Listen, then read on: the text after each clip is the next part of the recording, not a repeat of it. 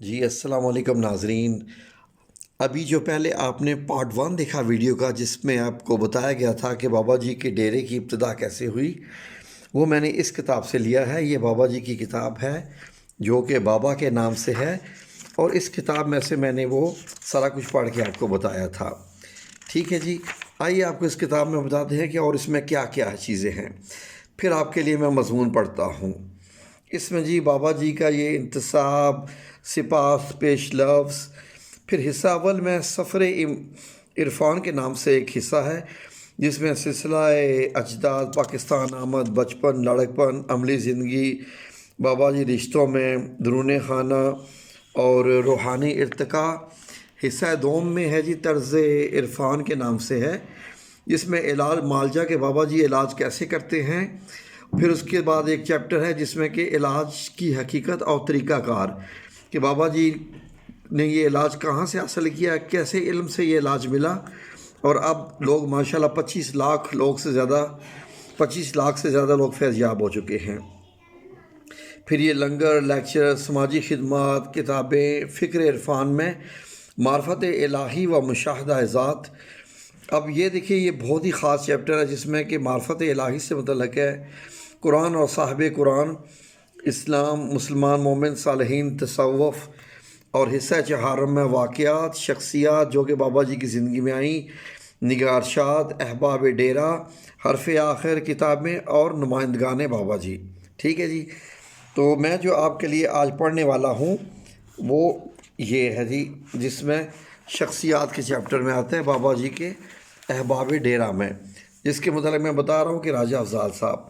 تو یہ میں آپ کے لیے پڑھتا ہوں اور آپ انجوائے کیجئے، اور مزید کے لیے آپ کو یہ بک آپ حاصل کر سکتے ہیں، نمبر اسکرین پہ دیا ہوا ہے۔ چلیے میں آپ کے لیے پڑھتا ہوں جناب۔ راجہ افضال صاحب فرماتے ہیں کہ بابا جی عرفان الحق سے میری ملاقات بینک کے زمانے سے تھی۔ یہ 1989 میں میرے مرغی فارم پہ، جہاں اب مرکز یا ڈیرہ ہے، انڈوں کی ایک ٹرے خریدنے آئے تھے۔ ان کے ساتھ جاوید اقبال صاحب بھی تھے۔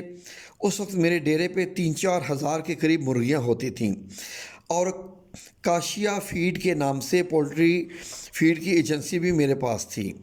بابا جی نے انڈوں کی قیمت پوچھی تو میں نے کہا کہ مہمانوں سے ہم پیسے نہیں لیتے۔ بابا جی فرمانے لگے کہ اگر آپ پیسے نہیں لیتے تو پھر انڈے بھی رہنے دیں۔ وہ انڈے چھوڑ کے جانے لگے تو میں نے ان سے پیسے لے لیے۔ اس کے بعد پھر وہ 1-2 دفعہ میرے ڈیرے پہ آئے۔ جب بابا جی پہلی مرتبہ یہاں آئے تو کہنے لگے کہ یہاں جنات کا ڈیرہ ہے۔ اس بات کا صرف ہمیں پتہ تھا۔ میں نے کہا جی بالکل ایسا ہی ہے۔ پھر بابا جی نے یہاں آنا شروع کیا، اور وہ یہاں نماز بھی پڑھتے تھے اور لیکچر بھی دیتے تھے۔ ان دنوں ہم اپنے ڈیرے پہ جمعہ کے روز کھانا بناتے تھے، آپ اسے لنگر سمجھ لیں۔ ہم 4-5 لوگ ہوتے تھے۔ ایک دفعہ بابا جی نے بھی ہمارے ساتھ کھانا کھایا۔ جو باتیں بابا جی کرتے تھے وہ ہماری سمجھ میں نہیں آتی تھیں۔ میں نے جاوید صاحب سے کہا کہ ان کو نہ لایا کریں، ان کی باتیں ہمیں سمجھ میں نہیں آتی، ایسا نہ ہو کہ ہماری وجہ سے بابا جی کا کوئی نقصان ہو جائے۔ جاوید صاحب کہنے لگے کوئی بات نہیں، آہستہ آہستہ آپ کو سمجھ آ جائے گی۔ پھر 2-3 واقعات اوپر تلے ہوئے اور ہم بابا جی پہ یقین کرنے لگے۔ یوں بھی مشاہدہ ایک ہی کافی ہوتا ہے، جو مشاہدہ ہونے کے باوجود نہ مانے وہ منافق ہوتا ہے۔ پھر عدیل آٹوز پہ ہمارا اور بابا جی کا ساتھ رہا۔ لاہور سے ڈاکٹر شفیق چودھری صاحب یہاں آیا کرتے تھے۔ وہ اکثر کہتے کہ میری کوئی گفتگو یہاں رکھیں۔ انہیں لیکچر دینے کا شوق تھا۔ وہ لاہور میں کسی مسجد میں بیٹھتے تھے۔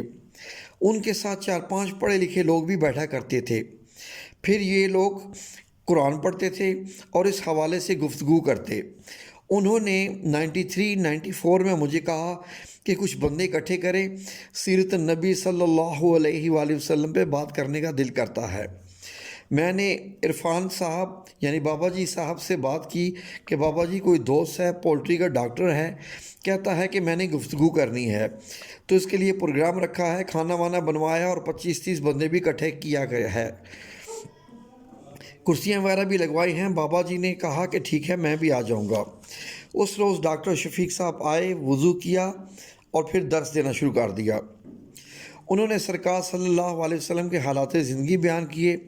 ان کی کرسی ہم نے وہاں لگائی جہاں اب ڈیرے کے ہال کمرے میں اللہ الصمد کا فریم لگا ہوا ہے۔ باقی لوگ اس کے سامنے کرسیوں اور چارپائیوں پہ بیٹھے ہوئے تھے۔ بابا جی بھی موجود تھے۔ ان کا بیان سن کر سبھی خوش ہوئے۔ اللہ کی کرنی ایسی ہوئی کہ اسی جگہ ڈیرا بنا جہاں انہوں نے درس دیا تھا، اور یہ اللہ کا پروگرام تھا۔ اسی جگہ مصلی کی جگہ بنائی گی جہاں وہ آ کے بیٹھتے تھے۔ تب یہ جگہ زمین کا ایک ٹکڑا ہی تھا۔ بابا جی نے یہ میری اولین ملاقاتیں تھیں۔ اسی عرصے میں ہمارا ایک بچہ سرائے عالمگیر میں ڈوب گیا۔ ان دنوں بابا جی بینک میں تھے۔ انہوں نے جاوید صاحب سے کہا کہ بابا جی سے پوچھ دیں، بچے کی باڈی نہیں مل رہی۔ وہ کہنے لگے کہ آپ خود جائیں، آپ کی بات سن لیں گے۔ میں ان کے پاس کیا، وہ باہر آئے، میری پوری بات سنی اور کہنے لگے یار کال آنا پھر بتاؤں گا۔ دوسری صبح میں گیا تو کہنے لگے کہ پران چلے جاؤ۔ یاد رکھیے کہ پران ایک گاؤں کا نام ہے جو سرائے عالمگیر سے منڈی بہاؤالدین جاتے ہوئے راستے میں آتا ہے۔ وہاں باڈی کسی چیز سے اٹکی ہوئی ہے اور اس کے جسم پر کوئی کپڑا نہیں ہے۔ عصر سے پہلے ڈھونڈ لو، مل جائے گی ورنہ نہیں ملے گی۔ واقعی باڈی وہیں سے ملی جہاں بابا جی نے بتایا تھا۔ اس کے بعد میں اگلے دن پھر گیا۔ انہوں نے سارا واقعہ سنایا۔ وہ کہنے لگے کہ چل یار، تم نے تو مانا، تم نہیں مانتے تھے۔ حالانکہ ہم بابا جی کے سامنے کبھی ایسی بات نہیں کرتے تھے کہ ہم آپ کی باتوں سے اتفاق نہیں کرتے۔ اس واقعہ کے بعد مجھے حیرت اس بات کی ہوئی کہ ایک بندہ یہاں بیٹھ کر ایسی بات کیسے کر سکتا ہے۔ یہ 1989 کا واقعہ ہے۔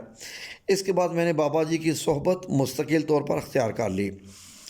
بابا جی 1988 میں بلال ٹاؤن آئے تھے۔ اس وقت سعید صاحب کے کھوکھے پہ ان سے ایک دو دفعہ ملاقات ہوئی۔ یہاں آ کر وہ پان بھی کھاتے تھے۔ ڈاکٹر ہمایوں بھی ان کے ساتھ بیٹھا کرتے تھے۔ وہ بڑے لائق آدمی تھے، فوت ہو چکے ہیں اب۔ وہاں راجہ اکرم صاحب بھی ہوتے تھے جو مثنوی مولائے روم پڑھا کرتے تھے۔ شہر کے اکثر وکیل بھی میرے ڈیرے پہ آ جایا کرتے تھے اور بابا جی سے بہت سوال کرتے تھے۔ ڈاکٹر ہمایوں بھی وہیں ہوتے تھے۔ لوگوں کو ان کی باتیں عجیب لگتیں۔ اس طرح لوگوں میں ایک نئے انداز میں انٹروڈکشن پیدا ہونا شروع ہو گیا۔ جب عدیل آٹوز ختم کر کے وہ میری ایجنسی والے دفتر میں بیٹھنا شروع ہو گئے تو بے شمار واقعات میرے سامنے ہوئے جن کا میں چشمدید گواہ ہوں، جن میں ایک اٹک والی پروین حیات جس پہ بچھو کا زہر اثر تھا، وہ بچی جس کے دیکھنے سے آگ لگ جاتی تھی، ویل چیئر پر آنے والی میجر کی بیوی جو جنوں کی حاضری کرتی تھی، زیادہ اہم ہیں۔ بعد ازاں ڈیرا بنا، تب سے بابا جی کے ساتھ ہوں۔ بے شمار کیس ایسے آئے کہ لوگوں کو دل کے عارضے نکل آئے اور نوکریوں کے جانے کا خطرہ پیدا ہوا۔ جس طرح PIA کے کریو وغیرہ ہیں، اگر ان کا کوئی ایسا معاملہ نکل آئے تو فلائٹ پہ نہیں جانے دیا جاتا، تو لوگ بابا جی کے پاس آتے کہ ڈاکٹروں کا بورڈ بیٹھا تھا، انہوں نے لکھ دیا ہے کہ رپورٹ خراب ہے۔ بابا جی کہہ دیتے کہ جاؤ دوبارہ ٹیسٹ کراؤ، ایسا نہیں ہوگا۔ وہ لوگ دم کرا کے جاتے اور ٹیسٹ کرواتے تو ہارٹ پرابلم نہیں نکلتی تھی، پھر نوکری کرتے۔ ایسے بہت سے لوگ بابا جی کے پاس آئے۔ یہ روزمرہ کا کام ہے، ایسے کیس آتے رہتے ہیں۔ کچھ لوگ ایسے بھی آتے ہیں کہ ان کو علاج بھی نہیں دیتے کہ تم تو ٹھیک ہو، اگر کچھ لکھ دیا ہو تو وہ بھی پھاڑ دیتے ہیں کہ اس کی ضرورت نہیں۔ میں نے ایک طویل عرصہ بابا جی کی صحبت میں گزارا ہے اور ان کی زندگی کی خلوت و جلوت کا مشاہدہ کیا ہے۔ بابا جی کی زندگی عام بندوں والی ہے، نارمل لائف ہے۔ ہمارے ساتھ ڈیلنگ نارمل ہے، یاروں دوستوں کی طرح رہتے ہیں، غصہ بھی کرتے ہیں، پیار بھی کرتے ہیں۔ ہم غلط کرتے ہیں تو ہمیں براہ راست نہیں بتاتے۔